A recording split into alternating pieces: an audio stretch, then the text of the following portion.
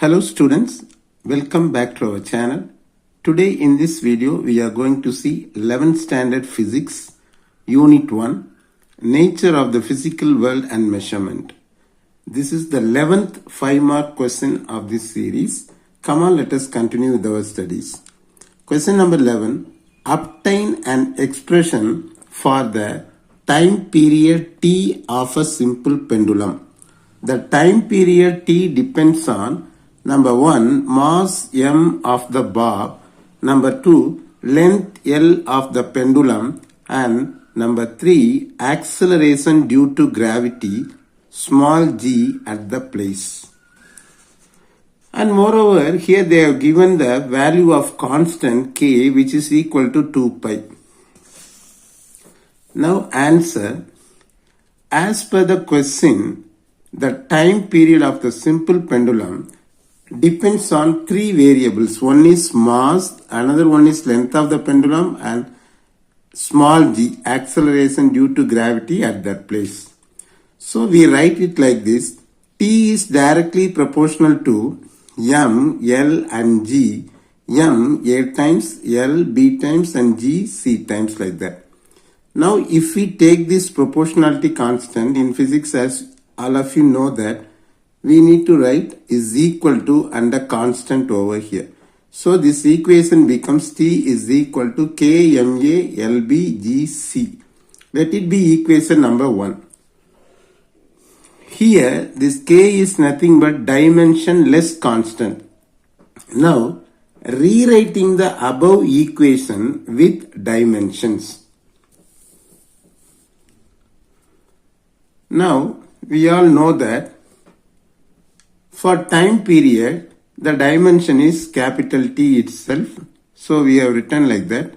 And for mass capital M to the power of A, and for length capital L to the power of B, and for acceleration due to gravity, which is nothing but acceleration itself, L t power minus 2 to the power of C. In the next step, t power 1, here as it is written, but here L to the power of C and minus 2 into C minus 2C. So t to the power of minus 2C.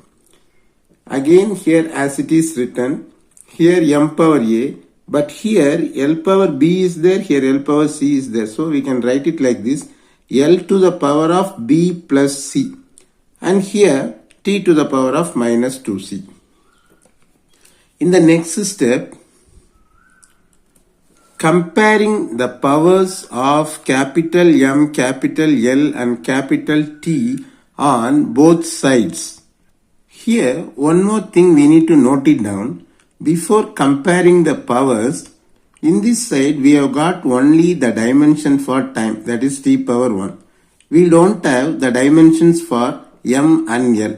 So we need to insert the dimensions of M and L. But how to insert it? M power 0 and L power 0. By doing so, the value of t does not change, because the value of M power 0 is 1 and L power 0 is also 1. So by introducing this dimensions M and L, the value of t is not going to change. Now if we compare, what will happen? A is equal to 0, here B plus C is equal to 0, here minus 2C is equal to 1.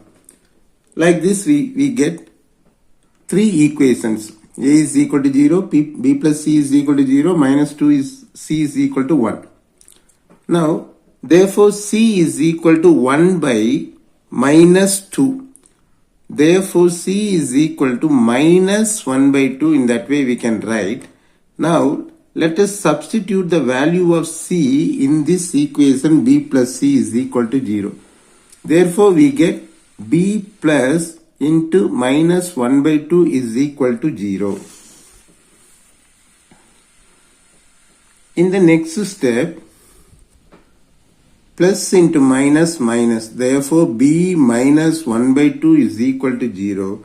Therefore B is equal to plus 1 by 2. Now we have got all the values of A, B and C. On substituting the values of A, B and C in equation 1, we get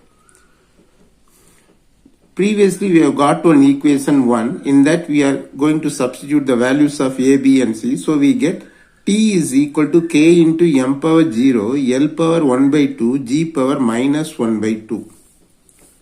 In the next step,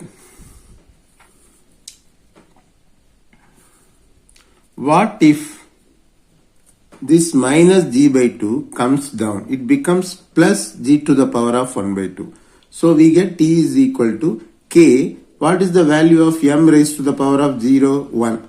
So k into 1 into l 1 by 2 by g by 2.